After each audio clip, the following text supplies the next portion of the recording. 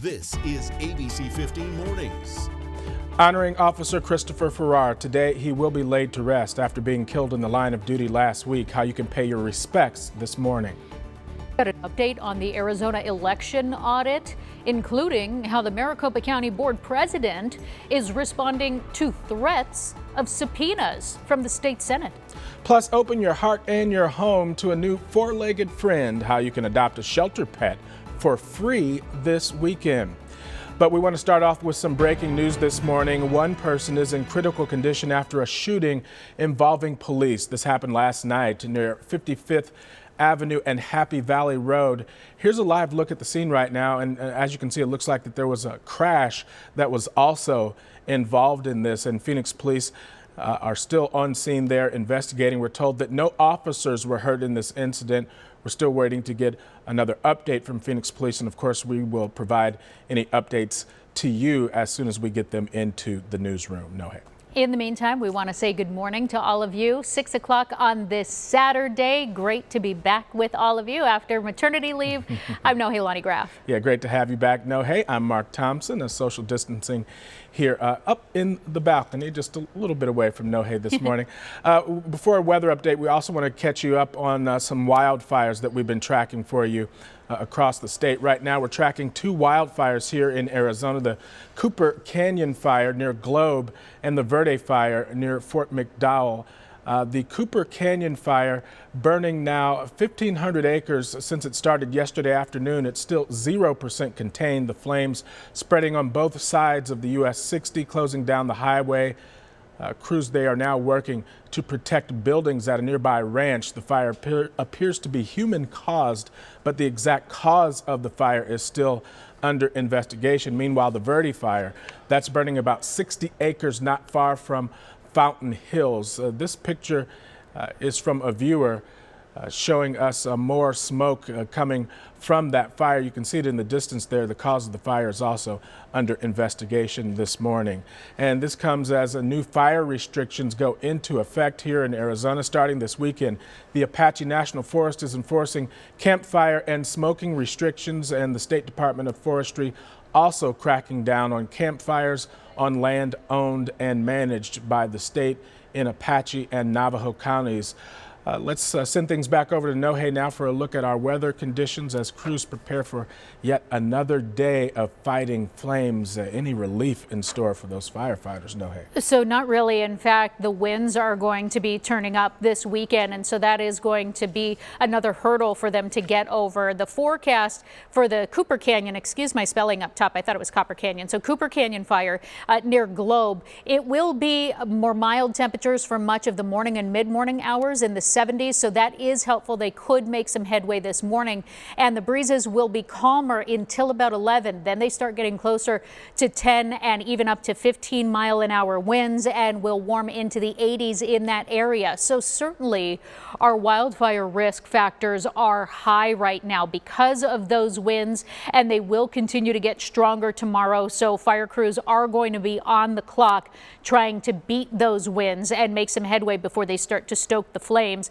We've got low humidity that raises our risk, and then of course high temperatures. It's warm, it's dry out there, and so they've got their work cut out for them. It will be a warm Mother's Day weekend, 95 today and tomorrow, with those breezes picking up here in the valley, even more so on your Sunday. So as for this morning, before we start to warm into the 90s, get out while you can, because we're in the 60s across most of the valley. It's a really nice morning out there, so capitalize while you can. I will walk you through the rest of today's warm up, and we'll talk more about how strong those winds are going to get here and across the high country in that full, most accurate forecast.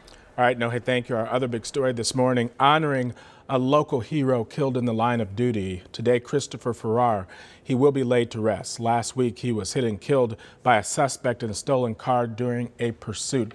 He was 55 years old and an 18-year veteran of the department. Farrar's funeral begins at 9 a.m. at Chandler Compass Church. He will receive full police honors, including a gun salute and a flyover It will be live streamed on the Chandler PD Facebook page. And actually, the community already coming together last night to begin to say those goodbyes.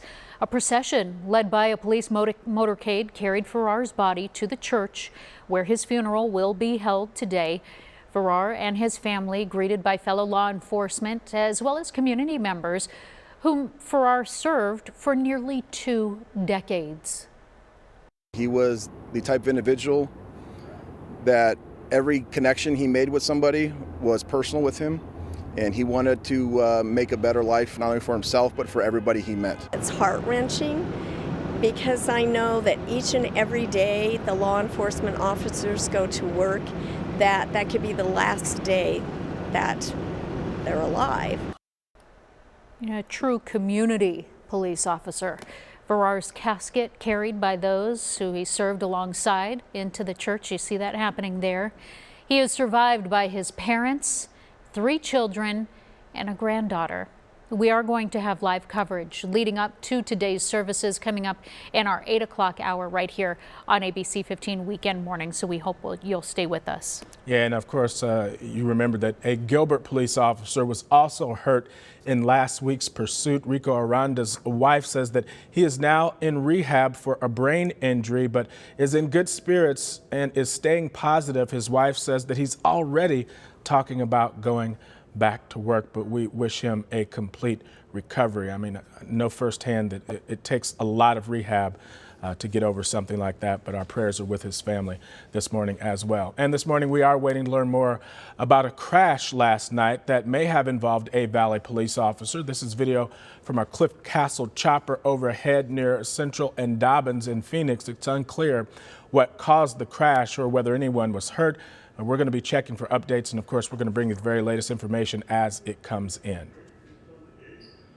For you this morning on the Arizona election audit, the Maricopa County Board President Jack Sellers and Sheriff Paul Penzone say that threats of new subpoenas coming from the state Senate will compromise critical evidence shared between law enforcement agencies, while also revealing financial health and other private information of Maricopa County citizens.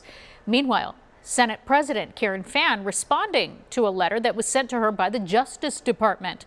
The feds sending her a letter earlier this week questioning ballot security and the plan to interview selected voters as part of the audit process. Fann says the canvassing will only happen if necessary, and it won't be selected based on race, ethnicity, sex, or party affiliation. The audit also prompting death threats towards Secretary of State Katie Hobbs. DPS troopers, they're now assigned to protect Hobbs and her family. Hobbs has been challenging the integrity of the companies involved in this latest audit. That's led to threats of violence and intimidation. This week, her office received multiple calls from a phone number that's listed in Hawaii, all of them threatening her life. The climate that we're in right now really sucks. That we have got, the discourse is so bad that we can't even get past what people believe is the truth to what is actual fact. And Governor Ducey's office issued a statement saying that we take threats of violence very seriously and they are unacceptable. There's some big changes happening at the top of our state's Department of Housing, just as Arizona receives hundreds of millions in federal COVID funds for rental assistance, homeowner relief, as well as homelessness services. ABC 15 spoke to the newly appointed housing director, Tom Simplot, to discuss how he plans to tackle 2 major crises facing our state. That's affordable housing and homelessness. To be able to leverage the money that is coming down the pike with what we have to work with already. We have a lot of work to do, and it's going to take a lot of listening and bringing people together. And the governor is committed to that. I'm committed to that, and we're ready to get the ball rolling. Simplot serving for 10 years on the Phoenix City Council. Most recently, he was an official with the National Endowment for the Arts in the Trump administration. Well, today the city of Tempe hosting a job fair for several summer positions. It runs from 9:30 to 12:30. at the Pyle Audit Recreation Center. That's near Southern and Rural. There will be openings for people to work at kids zones, recreation camps, community centers, and more. Masks, they are required, and safety protocols will be in place. Hey, if you're looking for something to do today, maybe consider heading to Tempe Marketplace. The World of Chalk Art Festival is happening from 11 to 3. You're going to see chalk murals done by local artists celebrating cultures around the world. I bet the kids would really love this one and then probably be inspired to go draw once you bring them back at home. There's also going to be some live performances as well, so a pretty packed day at the Tempe Marketplace there. Also, empty the shelters. That is the goal at Maricopa County Animal Care and Control this weekend. You're looking at some new video of some of the pups that are waiting for new homes. Bissell Pet Foundation sponsoring those adoption fees, so it's free to take one home. You do have to make an appointment though before you go into those shelters, but hey, your forever friend could be looking at you. Hey bud, right there. Still to come for you this morning, the CDC is working to learn more about a rare but serious illness infecting children. It's known as Miss C. This morning, how Phoenix is playing a major role in their research. Also, make sure you check your mailbox. APS is sending out refund checks. 200,000 customers have one coming your way. Still to come, we're going to tell you if you qualify. It's a gorgeous start to this Saturday morning, and we're so glad you're starting it off with us. We'll see you on the other side of this break. Thanks for watching ABC15 Arizona, streaming 24/7 on Roku and these streaming devices.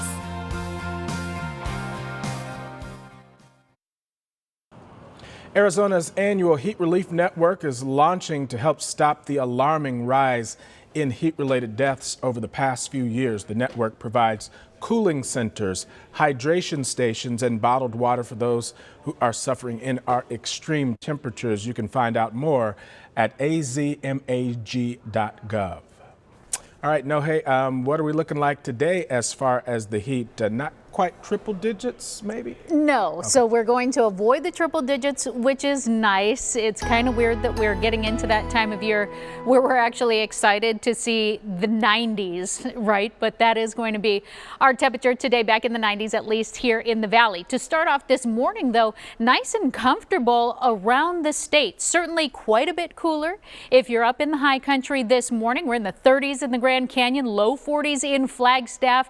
So we're still wearing jackets there, as well as in Show Low. Prescott, Sedona in the 50s this morning, and we're in the upper 60s already out to our west. But we are actually just a couple of degrees cooler at this hour than we were 24 hours ago here in the valley and the central portion of our state. Sedona is down by about 2 degrees. Payson and Show Low are close to 10 degrees cooler at this hour than they were this time yesterday. Here in the valley, our temperatures dropped by about 5 degrees, so we're in the low 60s. So really nice weather if you want to get outside. It's nice and comfortable as that sun is up. 60 degrees in Chandler right now, 63 in Gilbert and Queen Creek. We're in the mid 60s in Glendale, Levine, and Goodyear, as well as Anthem. Cave Creek starting the morning off in the low 60s as well. Futurecast showing us we're going to have clear skies here in the valley. A few clouds up to the north in areas like Heber and Show Low along the White Mountains, and just a slim chance for a scattered shower there today and tomorrow, but only about 10%. But otherwise, we're staying dry here in the valley, and we are going to still be warm, certainly in the mid 90s today across the valley. 95 is that official forecast high. We'll see it in places like Maricopa, Chandler, and Ahwatukee, and pretty close to that in Peoria and Glendale, as well as Scottsdale and Mesa. Northern portion of the valley, we're in the upper 80s in Wickenburg, Anthem, and Cave Creek. Fountain Hills will be in the low 90s today if you want to take a walk out at Fountain Park. Here's how we warm up today. So we're in the 70s this morning. We'll cross over into the 80s right around 10, 11 o'clock. By noon, though, we start to transition into the 90s, reaching our peak heat today right around 3 p.m., staying in the 90s through 7 o'clock today. So 95 is that forecast high here, low 90s to our south, upper 90s to our west, 97 the high in Lake Havasu City. In the Verde Valley area, we're looking at the upper 70s, low 80s in places like Prescott and Payson. So if you want to take a little road trip, it'll be great conditions conditions there today. Maybe go for a hike. Show low in the low 70s today, and Flagstaff going to stay cooler in the 60s, largely because we're going to see some winds that will be picking up across northern and eastern Arizona today, 15 to 20 miles an hour, picking up right around 5 o'clock. And then tomorrow the winds get a little stronger here in the valley and stronger still up in the high country, with gusts up to about 35 miles an hour up north. Tomorrow for Mother's Day, warm again, 95, putting it on repeat for the next couple of days. We're not done with the triple digits just yet, though. We'll show you when they show back up in the 7-day in just a little bit, Mark. All right, Nohe, thank you. The CDC wants to know more about MIS-C, or multi-system inflammatory syndrome in children. It is linked to COVID-19, and one of the 4 hospitals including in the research is Phoenix Children's. This morning, our Kaylee O'Kelly goes in depth with the experts who are taking part in this ABC15 Health Insider report. Dr. Wasim Balan is no stranger to multi-system inflammatory syndrome in children, also known as MIS-C. The ABC15 Health Insider is an infectious disease doctor at Phoenix Children's. He's now on a team of medical experts selected by the CDC to investigate this rare but serious condition that affects children weeks after a COVID-19 infection or exposure. So with Phoenix Children's, we're actually one of 4 hospital systems that are doing a study with the CDC to learn more about this reaction. Keep in mind, this is a reaction that we started seeing, in April and May of last year, initially in the UK and then in the US. So this is a relatively new disease. The CDC says learning more about who is likely to be diagnosed with MIS-C and how often it happens is key to help provide guidance for all healthcare providers and parents. We've built up more information and more, knowledge about how to manage this reaction, but we need to continue to do more studies on that reaction to see what is the best way to recognize this disease and how to manage it. The Arizona Department of Health Services tells ABC15 since the beginning of the pandemic, 116 MIS-C cases have been confirmed here in Arizona. 3 people have died. And what we know so far, and this is something that all the studies so far are showing us, and including our experience here at Phoenix Children's, is that those patients usually are coming in with fever. More than 90% of them have abdominal pain, vomiting, diarrhea, so any kind of GI illness. So that specific system seems to be the most commonly involved in this reaction after the infection. A rash, difficulty breathing, headache, lip and tongue swelling, along with eye irritation, all warning signs for parents to watch for, up to 5 weeks after a child is either exposed to COVID-19 or is recovering from the virus. If you think that your child is sick, bring them to the emergency room. Obviously at Phoenix Children's, we've seen a lot of patients with this reaction, and the physicians are familiar with how to recognize this reaction now and how to manage it in the hospital. That was Kaylee O'Kelly reporting. According to the CDC, there are 36 deaths tied to MIS-C in the United States, and the long-term effects, they are still unclear. Well, do you have a question for ABC15 Health Insiders? Send your story, ideas, and questions to healthinsider@abc15.com. You can see all of our stories on abc15.com/health. 20 years from now, Arizona is not just going to be a growing tech hub. We very well could be the #1 tech hub in the country or the world. More and more tech companies flocking to Arizona. This morning, ABC15 goes in depth to explain why and to show you the long-term impacts this could have for our economy. Welcome back, everybody. The unemployment rate in Arizona is still higher than where we were before the pandemic, with the latest numbers from the Bureau of Labor Statistics showing the state around 6.7%. While some industries are still struggling, the technology and construction industries, they're struggling to fill jobs. Our very own Megan Thompson is looking into the boom in the technology sector, why businesses are coming here, and what that means for job seekers.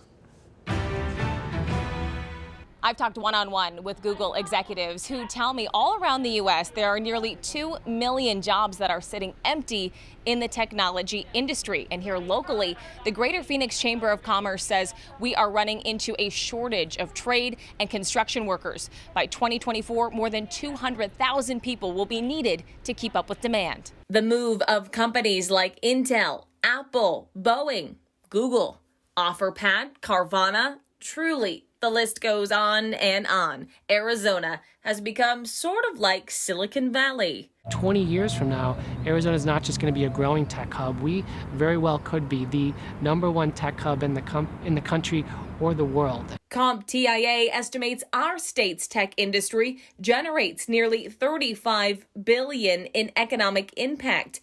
And while other industries were crumbling amid the pandemic, the tech sector climbed, ranking 8th in the nation for job gains as we added 2,500 jobs in 2020, with more growth expected through 2030. Their research says we'll nearly triple those gains this year. I asked the Arizona Commerce Authority's Patrick Patek why so many sites are set on the Valley of the Sun. Arizona offers the complete package. We have a highly skilled workforce on top of a very fast and large population. We have modern infrastructure. We have a low-cost business environment with a light regulatory touch. We have proximity to some of the world's largest markets in California, Texas, Mexico. Senator Mark Kelly touring this Intel facility in Chandler on Thursday. The company spending $20 billion on their expansion in the East Valley. I was there to ask him, how do we get people trained for the in-demand careers in technology and trades? That's a perfect question. That's why I was at an elementary school earlier today, meeting with these little kids, right, kindergarten through probably 5th grade, at that school specifically, to make sure that they are excited about science and technology and engineering and math. Senator Kelly says that pipeline needs to be created earlier. And when I asked if Arizona was equipped now to educate, he said yes, with our universities, community colleges, and trade schools. We've got to, double down our investment in these programs. Google does offer their own career certification program where you do not have to have a degree to get into some of these industries. Also, local community colleges offer programs. And when it comes to those construction jobs, there are many opportunities to make your way into that career path. We put that information for you in this story on ABC15.com. Reporting in Chandler, I'm Megan Thompson, ABC15 Arizona. If we could save just one life, it's all worth it. Still ahead, an ABC15 exclusive, the Valley Company hoping to use technology to prevent mass shootings. We'll show you the artificial intelligence designed to outsmart a gunman.